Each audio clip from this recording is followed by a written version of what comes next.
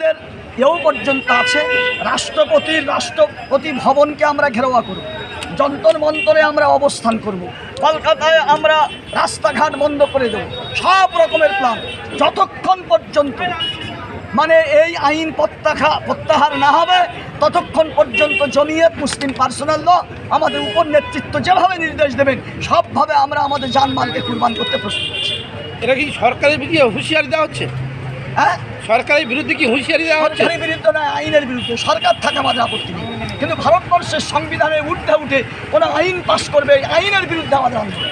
জমিয়ত পুরো শক্তি দিয়ে এটা অবশ্যই জমিয়ত ব্রিটিশ পিরিয়ডে জীবনের ঝুঁকি নিয়ে ব্রিটিশের বিরুদ্ধে লড়াই করেছে। আজও যদি সার্বভৌমত্ব রক্ষা করার জন্য, ভারতবর্ষের সেকুলারিজমকে রক্ষা করার জন্য, আইনকে রক্ষা করার জন্য প্রয়োজন পড়ে, জমিয়ত আবার স্বাধীনতার লড়াই করে। আপনি বক্তব্যের মাধ্যমে রাষ্ট্রপতিকে কটাক্ষ করেছেন, এই নিয়ে কী বলবেন? আমি বলবো এই জন্য যে আমরা গরিব, আমরা ভোটার, আমাদের ভোটের পরিপ্রেক্ষিতে পার্লামেন্টে এমএলএ এমপি হয়, অতএব আমাদের কোনো মূল্য নেই।